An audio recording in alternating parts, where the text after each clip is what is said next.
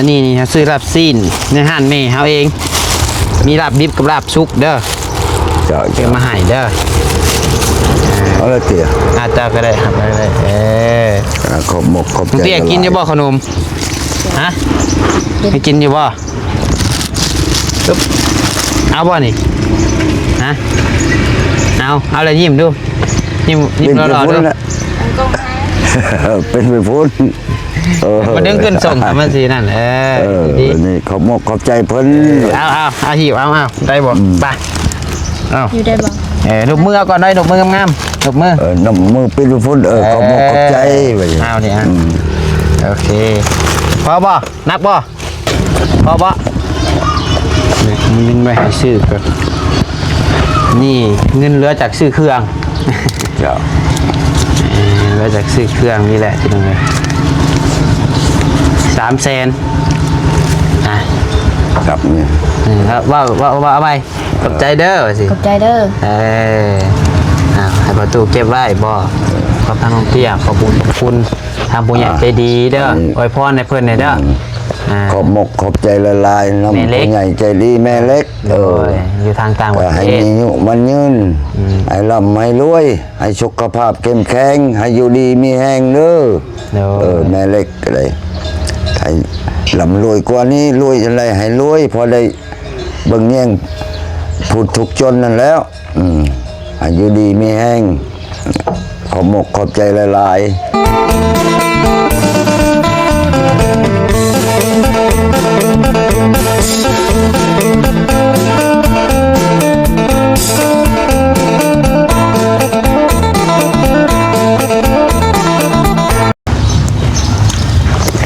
ภาพมันก็สูงดีดอก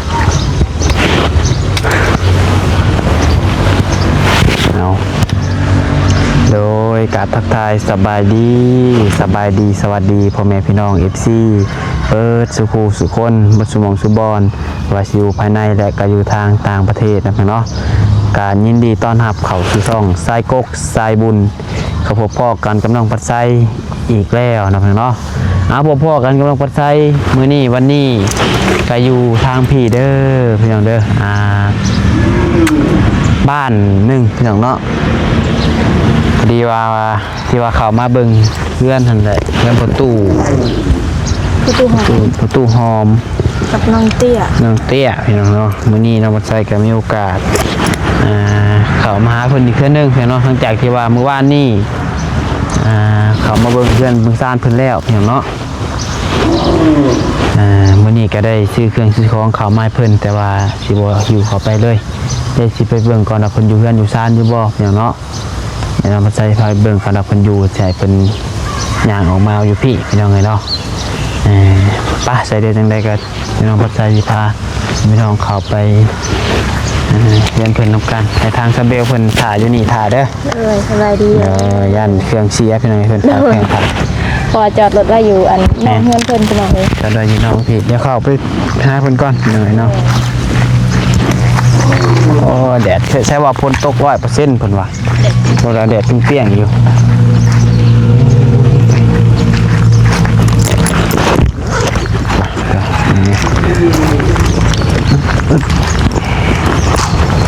ใส่แว่นก่อนแว่นเป็นแดดเป็นลมกันพี่น้อง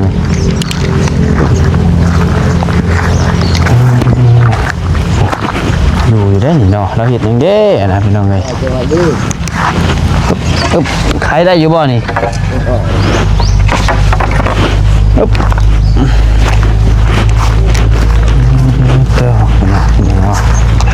ประตูหอมตัวสร้างหอมพี่น้องเนาะสร้างเท่า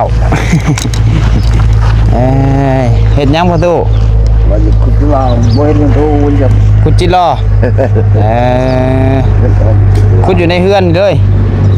เดินเฮือนนี่เลยบ่ไม่ได้เคยลอยฮะ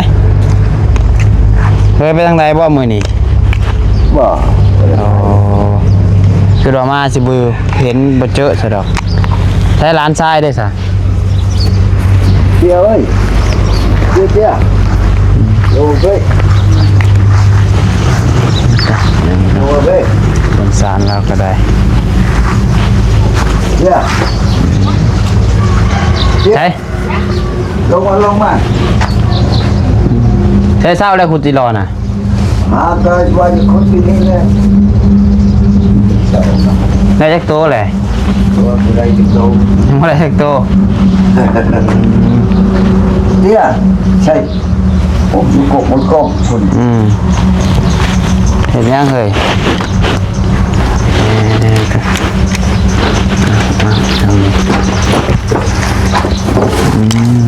โอเคว่าสิคุณจิรอติคุณไปกินนี่ ว่าคันเป็นหลายๆเว้นหูหรือยาแล้วคนหาหูก็เว้น บ่มีของกินบ่ บุ้ยแล้วจะว่าคนรอ มีของกินเลยสิฮะคุณจิรอ รอ นี่กดเด้อโอ้ยตู้หอมพี่น้องเลยโอเคเบิดเวียกเห็ดแล้วบ่บ่มีเวียกไปเห็ดแล้วบ่ บุ้มีเรียกไปเฮ็ด เบิดแล้วติเพิ่นบ่สร้างกันแล้วเรียบร้อย แล้วก่อห้องหนึ่งแล้วเรียบร้อย เพิ่นจ่ายเงินเรียบร้อยบ่ จ่ายแล้วจ่ายแล้วก็ชื่อน้ำมันแน่มันพอได้ไถนาชื่อบุพเพชรเป็นนัวแน่มันได้ใช้รถจักรนิกใช่ไหมเงิน600,000ชื่อเกิ้มไฮลานนิกคู่นึงคู่นึงก็50เลยคู่เลยสุริกับบุมีเกิ้ม โอ้ยแดดมาบัดนี้พี่น้องเนาะสมมุติว่าอันจะเห็นห้องน้ำมันก็เป็นบ่ห้องน้ำ เป็นอยู่ แต่ว่าตั้งครัวสอครัวสวมบีบไปทางก็เป็นเบิดเนาะ ได้ โอเค ก็เคยเฮ็ดอยู่ ว่าเฮามีแผนสิไปเฮ็ดห้องน้ำให้น้องน้อยเพิ่นแต่ว่าเฮ็ดโซข้าวเฮ็ดแบบเอาผ้ากระจาดจังอ้อมสังกะสีอ้อมเอาหั่นน่ะ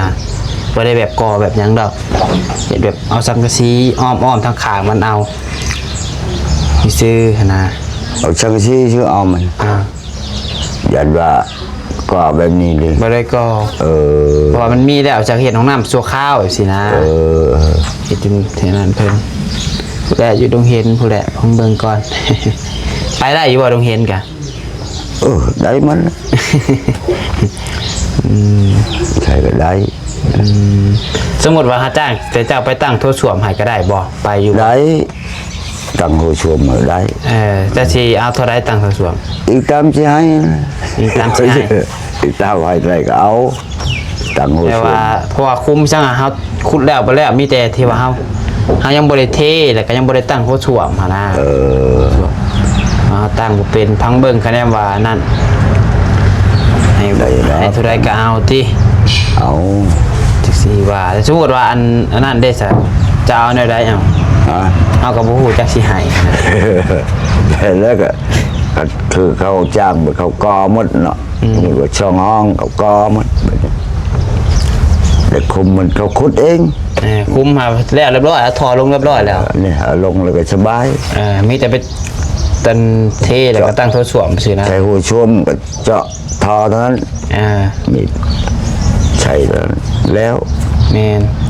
แล้วก็พวกผ้ากระจกกระจาดนะว่าการตัวน่ะเช้าเท่าไร อีกตามให้แล้วมาจากนี้ ก็คือได้แต่ว่าไปบ่ไปรับจ้างกัน ก็ไปอยู่ ใช่ไรผู้รับแผกผู้ใดบ้านรับแผกบ้าน อยู่ใช่ก็ไปนะแพกก็ไปหมด ไปบ่ต้องเตี้ยไปเรียกประตูพาไปใส่กระป๋าได้บ่ ไปเดียวกันนี่แหละเดี๋ยวเบยนอนฟันยังบ่คืนนี่ แล้วแหละ ประตูได้ซะ บ่ได้พัน ยันดาฟันถือเลขถูกหวย บ่เคยพันเลย เคยฟันบ่ บ่เคยพัน ยันดาฟันเห็นงูเห็นนั่นเห็นนี่ บ่เคยพันนะ บอกง่ายบางเทื่อนั่นสิซื้อเลขลองเบิ่งนี่บางเทื่อถึง400ล้านสิ เป็นปีกัน ซื้อบล็อกมาให้ พันบ่เท่านึงมันเท่านั้นพันกันมันบ่เคยสิเป็นเลขหรือยาบ่เคยพันจักเทื่อนะนอนก็นอนเลยค่อนก็ บ่ บ่ได้ ตก ไป แห้งบ่วานนี่ทางตัวลิน บ่เลยเช่าเลยแต่พวกเจ้าเมืองบ่ได้ตกเลยไปตกแห้งจักแล้วอยู่แถวชิโนพุ่น ชิโนก็คือกัน อย่างไรอยู่ชิโนคือว่าชุดว่างั้นก็ว่าอยู่ชิโนตกแห้งคือพี่แบบบ่จะดินไหล วันนี้นอกจากเฮาเมื่อมีไผมาหาบ่ มี ไผ แล้วเอาเข้ามาให้ว่าจักชื่อแล้วบ่เคยเห็นจักเถื่อ บ่เคยเห็นจักเทื่อ บ่เคยเห็น บ่จักอยู่บ่ซื้อเฮานะ บ่จักชำ บ่จักซ้ำ บ่จัก เอ้ยรู้จักอยู่บ่ซื้อให้บ่ชื่อบ่ บ่จัก แหม่ บ่จักคือกัน เอามาซื้อไส้ ฮะ ซื้อไส้เฮาอะ ใช้ แม่น เออ ไส้สนะ เอิ้นลูกไส้สิก็ได้ แต่บ่จักว่าผู้ก็เรียงเบาแก้วนั่นแหละ แจ็คได้เบาแก้ว แล้วบอกรู้จักแต่คนนั้นแล้วบอกชื่อว่าคนเท่าใดเลยก็บอกแฟนอยู่ชิโน่หมดบอกก็บอกคนเราบ้านเราบอก เมียไปใช้เมียนะ เมียคอยนะ โดย เห็นนางเล็กพูดเมียดีนี่ออกหน้าเดี๋ยวนี้ออกวันกา ออกวันก้าแล้ว นั่นแหละ เออ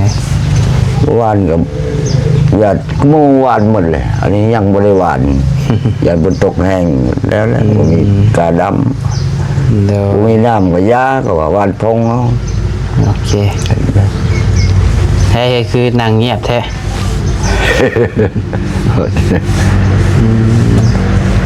เครื่องมีจักโตเครื่องโต บอกเพิ่นมีจักโต มี2-3โตว น้องชามโตนึง โดย ส่งจักโตส่ง 2-3นั่นแหละ เสือได้จ้ะ เสือ3โตว เสือ3โตส่ง3ส่งกับ2-3โตเสือแขนยาวมีอยู่บ่ มีเป็นชัน ว่าให้ถามเสือแขนยาวมีบ่ มี มีอยู่ มันว่ามีก็ว่ามีบ่มีก็ว่าบ่มีแค่เหงา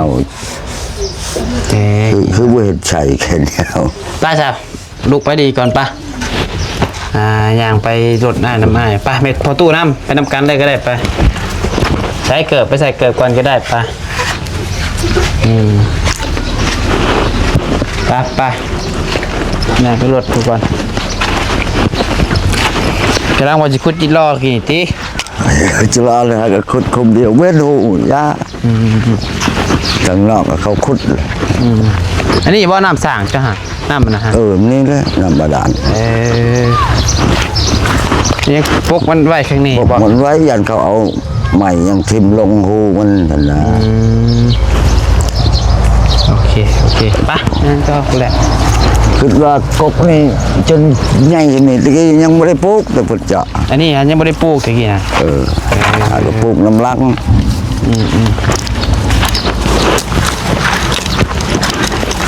คนขุดจิตรอบ่นี่ แม่นแล้วนี่แหละเขา ดินที่เจ้าฮอดใส่ดินที่เจ้าฮอดแต่ขาเขาอ้อมหัวฮะ เพียงนั้นแล้วนี่ดินเขา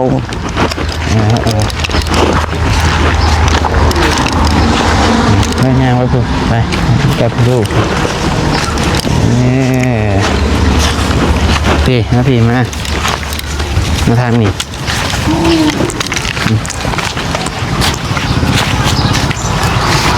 โอเคครับพี่ผู้ตู้มากินแล้วบ่ข่าวเศร้านะฮะ ก็กินแล้ว ไอ้ยืนก็ได้เว้ย มะม่วงหน่อยเดียว กินงวงหน่อยเดียว นั่นแหละหมกสุกเข้ามาให้ได้หน่อยเดียวเขาเอาให้เนาะ มันบ่สั่งว่าบ่ปีนไปก็ได้เป็นบ่ทำไมเนาะกินลาบสอกลาบซีนดิบก็กินได้บ่จ้ะนะ ได้ ให้มากแล้วบ่ เคยได้ซื้อได้กินอยู่บ่ บ่ได้กินนะได้กินกันจนเขามีดองพุ่น บ่ได้คลงคล่ำเนาะ บ่ ลาบสอกลาบซีนไปสั่งนี่แต่เราเป็นต้องตอกต้องส่ง บ่เป็น ดีว่า ตั้งชกตั้งช่องกับบ่มี บ่ได้เป็นอันนี้นี่เขาซื้อลาบซีนในห้านแม่เฮาเอง มีลาบดิบกับลาบสุกเด้อ เจ้า เดี๋ยวมาให้เด้อ เอาละเตี้ย อาจารย์ก็ได้ครับได้ขอบหมกขอบ ลุง ใจ เตี้ยกินอยู่บ่ขนมฮะไม่กินอยู่บ่ปึ๊บเอาบ่นี่ฮะเอาเลยยิ้มดูยิ้มรอๆดู เป็นไปพูด มาดึงขึ้นส่งทำมันสินั่นดี นี่ขอบมกขอบใจเพิ่น เอาหิวเอาได้บ่ไปเอา อยู่ได้บ่ ดมมือก่อนได้ดมมืองามๆดมมือ น้ำมือเป็นไปพูดขอบมกขอบใจไป เอาดิโอเคพอบ่นักบ่พอบ่พอเกาอีกฮะใช้ชิมเมื่อแล้วบัดนี้ เอาอีกบ่มีนี่กินได้บ่มีกินกินแล้ว ขอบมกขอบใจเพิ่น ไข่เด้เอาว่าไข่เอาเมื่อได้บ่ได้เลยไปเลยเอาให้เบิดนี่เอาเห็นอะไรถือบ่ได้เลยเอาประตูถือก็ได้ป้าผู้ใดขับไปในเฮือนผู้เดียวสิขี่รถขับไปเด็กขับไปในเฮือนผู้ไปย่างเอากันนอกจะถือนี่โอเค ไม่ลงบัว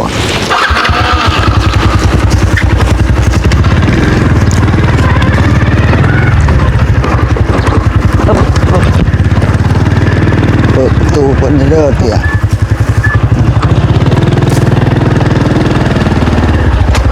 ดึกออก โอเคไป ชุกเขาแล้ว เข้ามา เขาหมดใช้บัวป่านในเตียงก่อน โอ้ยโอ้โหแต่ มันเงินประตูเห็นแล้วพี่น้องเลยไปเจาะจะได้หนีก่อน ก็เอาขึ้นไปไว้เตียงผมก็ได้บ่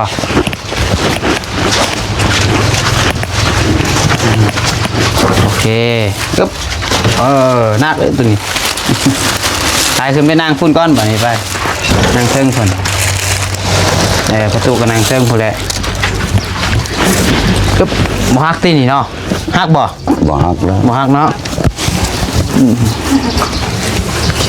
ยับเข้ามาใกล้ๆกันก็ได้ปึ๊บแกะเบิ่งดูนี่มีหยังแน่นี่แกะปึ๊บโอเคแกะเบิ่งทีละอย่างเปิดเบิ่ง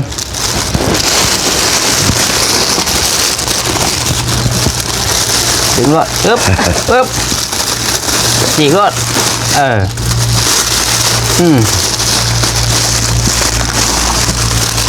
ขนมแฮนบอกขนมฮะยังไงนมแล้วออกมาเอาออกมาแล้วมาเรียนได้นี่เอ็นตั้งขึ้น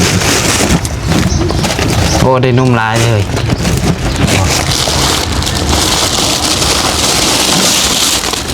ยังไงน้ำมันรถไทยน้ำมันยังไงมันโคกยังไงน้ำปลายังอีกบอกเพื่อนแน่โจFC น้ำตาล โอ้แห้งเลิกดังนะ นี่ได้จ้ะปองปลาเรียกปลากระป๋องเนาะ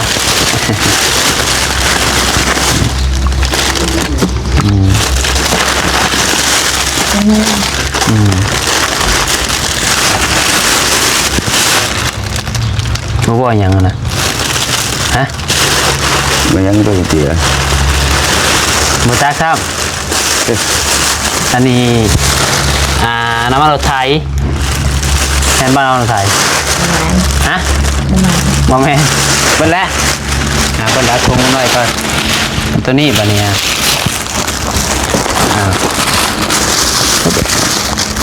อ้าว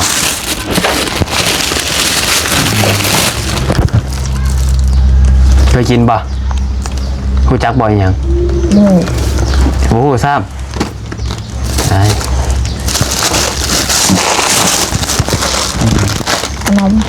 ขนม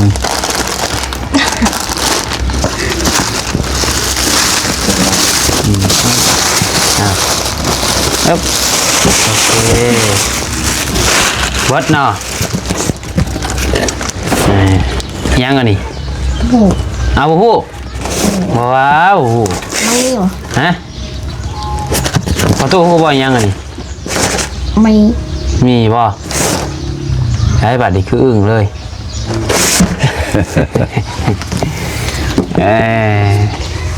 เอาอันนี้ก็มีพวกขนมพวกของอยู่ของกินน้ำเด้อ เจ้า โอเคเบิ่งเรียงให้ใหม่ก่อนพี่น้องนี่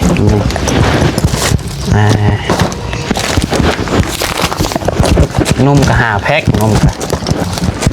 ได้กินดุอยู่บ่นมนี่เคยได้กินอยู่บ่ บ่ บ่สูได้กิน เลย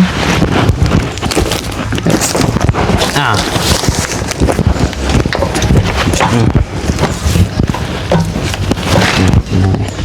เปียก ส่งเปียก เกลือ เหือเอาแต่เหือแตก บ่เคยได้ป่ะเหือแตกก็ยุบอ้าวน้ำตาลนี่สไลด์อย่างนี้เด้อแนวล่างถ้วยเคยใส่อยู่บ่แบบนี้ฮะเคยใส่บ่ เคย อยู่แต่ว่าบุฮู้อันนี้นี่แนวล่างถ้วยเด้อ ปวดใหญ่ มันจังบ่มัน ว่าทอดไก่เอาไม่ใช้ แต่เอาไปทอดไข่ด้วยเนาะมาได้เฮ้ย ทอดไข่แล้ว มีไข่2 แตะพี่น้องมีแก๊ส1แล้วก็นม5 แพ็คเป็นนัว2 ถุงน้ำปลาแล้วก็ปลากระป๋องขนมน้ำพี่น้องเอ้ยแล้วก็อันนี้ลาบซีนลาบดิบกับลาบชุกลาบซีนงัวเอาเห็ดแล้วมีแต่จุเจ้าขายแกะกินเลยโลดเด้อ เจ้า พ่อบ่สำนี ก็พอแล้ว พอแล้ว จ เคยแบบมีคนเอาไหลายสำนีบ่ ำฮะ เคยมีคนเอาไหอยู่บ่ บ่เคย บ่เคยมีจักเทื่อ บ่เคยมีจักเถื่อ เขาเตือนน้ำแต่เกิดมาจน70 ปี เดียวนี่ให้โรงเรียนลงย่างก็มีแต่เบาเตียงทองเอาเชือกมวก เสือกับหมวกให้ แต่เพิ่นทั้งเขากันเพิ่นว่า ตอน เอ้า เปรตโรงเรียนหัดบัดเตียงเขาเสือกับหมวกให้ เอาเชือกมวก อืม แบบเงินเพิ่นให้แน่ให้เอาชื่อกินเด้อเพิ่นว่า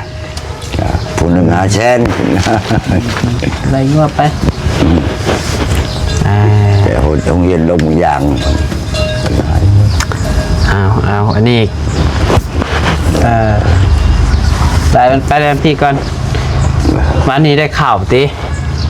อันนี้ได้ข่าวสอบดึงเนาะ อั ที่แรกเฮาก็สิซื้อข้าวหั่นแหละมาให้แต่ว่าเห็นทางบ่นิวมาเพิ่นว่าเพิ่นมีงบซื้อข้าวแล้วเฮาก็เลยว่า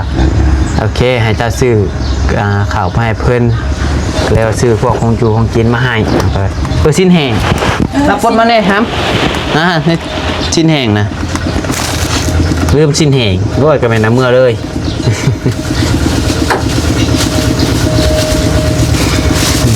ชิ้นแห้งน้ำชิ้นแห้งหมูกับงัวเด้อมีหมูกับมีงัวมีแต่ที่เจ้าอยากแบบปิ้งกินเด้อ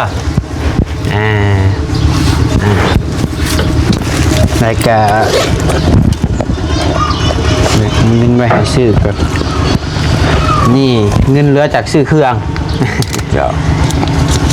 เหลือจากซื้อเครื่องนี่แหละที่ตรงนี้300,000ครับนี่ ว่าเอาไปขอบใจเด้อสิ ขอบใจเด้อ ให้ประตูเก็บไว้บ่ ก็ เพราะว่าอันนี้ก็บ่แม่นเงินเฮาดอกเด้อ แม่น เงินทางผู้ใหญ่ทางต่างประเทศเงินแม่เล็กเพิ่นฝากมา 2,000 บาท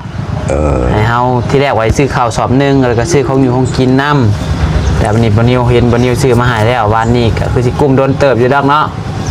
ก็เลยว่าซื้อของอยู่ของกินมาให้เห็นเจ้าก็ว่าบ่มีของอยู่ของกิน คือสินแห้งหาหมัด50เลยสินแห้ง วันนี้ก็ หมวกแน่ เพิ่นก็จะไปไกลแล้วเนาะบ่เคยเห็น ม เพิ่นชื่อหมดเลยได้แน่เบิ่งเพิ่นว่าโอ้นี่บ่เหือนเบิ่งครับบ่เคยเห็นจักเทื่อเพิ่นบ่ดวนว่าเจ้าเขาแล้วก็มาจากชื่อเพิ่นเล็กแต่เพิ่นว่าอยู่ชิโนแต่ว่าบ่แม่นบาดโคกบ่พุ่นน่ะก็อยู่ชิโน โดย ได้ เป็นอะไรดีใจป่ะคุณเปียฮะ ดีใจว่าล่ะคนบ่เคยปาก เครื่องกับบ่มีเนาะนี่ผมบอกเครื่องเก่าอ้ายนะบ่ติบ่แล้วเสียมาให้เครื่องเก่ามีแต่หลายเครื่องเก่าฮะแต่ว่าเครื่องใหม่แต่บ่มีเงินซื้อใหม่ให้ได้ขนาดนุ่งแล้วเสียมาเก็บมาให้เครื่องเก่ากับดีอยู่ดอกเว้นเอาสิเอาตัวขาดห้ำมาให้ ยังดีอยู่เสียงเก่าก็ใส่อยู่บ่กางเกงในน่ะฮะ ใช่ ใส่อยู่บ่ใส่เล็กใหญ่เลยเนาะ บ่มีก็ว่าใช่ เอาอันนี้เพื่อนนี่บริสุทธิ์มีคนอยู่บอกกันได้ว่ากังเวนไปหาเฮ็ดเวียกเฮ็ดงานบ่ ก็มีอยู่ผู้อยู่ในเรือนอย่างเงี้ยเดี๋ยวก็คนนั้นคนบ่บาดบ่ดี ยกซ่าเจ้าบอกมื้อนี้ ลูกเลยแหละ อยู่ผู้เดียวบ่ชันคนบ่บากเลยไปใส่นอนกินข้าวแล้วไปเล่นไปใช้บ่จักเด็ก2-3 มื้อก็มี ไผแบบมันเป็นชาวรักแบบหาเงินหาคำแต่ละมื้อไผเป็นคนไปหาซะ หาก็พอเองนี่แล้วไปหา เจ้าฮะหาเลี้ยงครอบครัวน่ะได้ หาเรียกกับขวนพอเองนั่นแหละ ใช่ลูกกับผู้ก็เจ้าของคนตายแล้วบัดนี้แล้ว เอายังไงก็เจ้ารับภาระทุกอย่าง แม่นนะ น่าจะเกลือเป็นนัวเผ็ดข้าวคั่ว ครบเลยอยู่ในพอหมด ม กูพอคนนี่เองแล้วเวนน้ำชิโนลงเห็นจะอยู่นาน อยู่แต่หน้า อยู่แต่หน้า บ่ได้ไปหาเงินหาค่ำบ่ซะ บ่แล้วอยู่หน้าพุ่นบ่อยากกับชิโนบ่อยากลงเห็นบ่เคยไปชิโนลงเห็นจังก็พอพุ่นอยู่แต่หน้าพุ่นจักเห็นอะไรกับมันพอเห็นหน้าพ่อก็ให้เงินเห็นเลย เอาง่ายๆก็คนในเฮือน10ปลายคนนี่เจ้าหาเลี้ยงเบิด แม่นแล้ว ป๋อ ผู้เดียวนี่นะพอนี่แหละหา 70 ปีอ่ะพี่น้องเนาะพอตู้แล้วนี่อายุ70 ปีหาเลี้ยงลูกเลี้ยงหลาน14บ่จ้ะ14คนเนาะ14คนทั้งลูกทั้งเมียลาวเลี้ยงเบิดพี่น้องเอ้ยลาวก็คือเห็นนั่นแหละไปหาเฮ็ดเวียกก่อสร้างบ่ ก่อช้าง หลักๆเลยก็คือก่อสร้างเนาะ ก่อสร้าง หเฮ็ดเวียกก่อสร้าง70 ปีอ่ะพี่น้องเอ้ย ก็เฮ็ดแต่ได้ลูกพุ่นแหละช่องคนพุ่นแต่ไปเฮ็ดงานก่อสร้างไปเฮ็ดอยู่ในชิโนนตะกี้นี่ห้องก็ชงไปชินีตัวเก่านี่แต่เฮือนยังบ่หลายตะกี้ห้องก็ชงชินีไปตัวเก่าหั่นบัดนี้แล้วก็มีผู้ลื่นเคยช่างเขาเนาะเอาเป็นกรรมกรเพิ่นก็มานำเอาอีกเพิ่นรู้จักบ้านบัดเพิ่นเฮ็ดนะมีเรียกแล้วเขาไปนำเอาเด้อก็ไปนำช้างเพิ่นหลายเทื่อก็เป็นช้างจังนะ เป็นเองจิเอาสามีแต่ว่านั่นแหละเด้อมีแต่ว่านี่ก็ให้ทางพ่อกับทางน้องเตี้ยขอบุญขอบคุณทางผู้ใหญ่ใจดีเด้ออวยพรให้เพิ่นหน่อยเด้อขอบมกขอบใจละลายน้ำผู้ใหญ่ใจดีแม่เล็ก อยู่ทางต่างประเท ให้ ศ มีอายุมันยืนให้ร่ำให้รวยให้สุขภาพเข้มแข็งให้อยู่ดีมีแห้งเด้อแม่เล็กก็เลยให้ร่ำรวยกว่านี้รวยอะไรให้รวยพอได้เบิ่งแย่งพูดทุกจนนั่นแล้วให้อยู่ดีมีแห้งขอบมกขอบใจละลาย เลยไม่ถูกพอเป็นบ้านน้องเตี้ยลองว่าดู เอานะ ลองว่าเบิ่งดูตามใจว่าได้ บายดีขอบมกขอบใจคือ น้องเบิ่งขึ้นได้เมื่อขึ้นไม่ว่าลองเบิ่งฮะ เอา ด้ว ละ ย เว้นเราเลย ขอบว่าตามไม้เด้อหันเมื่อขึ้นเอาตัวน้องเมื่อขึ้นขอบคุณเอาใหม่จะใหม่ขอบใจเด้อ ขอบใจเด้อ แม่เล็ก แม่เล็ก ที่ผากเงิน ที่ฝากเงิน มาซื้อ มาซื้อ ขนม ขนม และของกิน ข้าวกิน ให้น้องเตี้ย ให้น้องเตี้ย ให้น้องเปี้ย ขอให้แม่เล็ก ข ขอให้แม่เล็ก ขอให้แม่เล็ก อยู่ดีมีแห้ง อยู่ดีไม่แห้ง ความเจ็บอย่าได้ คุมเจ็บอย่าได้ ความไข่อย่ามี คุมไข่อย่ามี เฮงๆปังๆร่ำๆรวย ดับรวย ๆสาธุ ชาทุ เลยจนบ่ปากบ่เว้าเป็นจังไงเนาะคนอายนี่เนาะเพิ่นก็ได้เรื่องมื้อนั้นน้องบ่ใส่ถามก่อสิต้นนะเพิ่นว่าเพื่อนมียังบ่มีข้าวกินเพิ่นว่าต้องการข้าวว่าซั่นเป็นจังไงเด็กน้อยซำนี้รู้จักทำมาหากินก็ถือว่าดีแหละพี่น้องเนาะเนาะมีแต่ว่าเก็บไว้กินเด้อ เจ้า ญาติกินหั่นแหละเดี๋ยวสิได้ไปเวียกต่อก่อนบัดนี้เงินครับก็เก็บไว้เติมน้ำมูกน้ำมันพอตอนนี้ได้เดี๋ยวสิมาหาใหม่เด้อมาเยี่ยม เจ้าอยู่ดีมีแห้ง โอ้ย ให้ร่ำให้รวยอีกลูกก็เลย โดย ให้โชคให้มันให้มีอายุมันยืน สาธุโดยไปซะเนาะมีแต่ว่าทางน้องบัดไซสิขอเดินทางก่อนพี่น้องก็มามอบเครื่องคองไว้ทางประตูกับร้านเพิ่นพี่น้องเนาะมื้อนี้ก็ได้เป็นไรก็ต้องขอขอบคุณทางแม่เล็กหลายๆเด้อที่ไว้ในใส่ใจทางลูกเป็นสะพานบุญมาโดยตลอดความแม่อยู่ดีมีแฮงความเจ็บอย่าสุดใดความไข่อย่าสุมีปรารถนาสิ่งใดก็ขอให้ได้สิ่งนั้นจงความมุ่งมั่นปรารถนาอย่าเจ็บอย่าจนลำเลยรวยเป็นเนื้อลงใต้ก็ขอให้มีแต่คนหักคนแพงนั่นแม่เด้อแม่ให้มาทนี้ก็ขอให้กลับคืนมาแม่แล้วเราร้อยเท่าพันเท่าเด้อปืนข้างเจ็บให้เจ้าค้างได้พื้นข้างไข่ให้เจ้าค้างมีให้เจ้าได้เป็นเศรษฐีร้อยล้านพันล้านแต่เป็นวันนี้เด้อถูกไปมีแต่ว่าขอบคุณทุกคนFCที่เขามาส้มคือการพี่น้องเลยเขาเป็นกำลังใจให้ทางประตูกับร้านเพิ่นแน่พี่น้องเนาะกะอีต้นอยู่พี่น้องเลยหาเช้ากินค่ำเราก็ได้สู่ส่วนพี่น้องเรา70 ปียังบ่ได้พักบางคนเนี่ยโอ้70 ปีนอนอยู่เรือนอยู่ซ่านพวกแหละเนาะอันนี้ยังไปสู่เวียกสู่งานอยู่ เลื พี่ อก น้อง ผักกับมีเงินใช้จ่ายชื่อพริกแป้งนวดชื่อข้าวกินลิก ก็ยังไงกับเสาหลักของครอบครัวเลยแหละเนาะ แม่นแหละ ไปพี่น้องเอ้ยจังหวะกันใหม่ไปแล้วสบายดี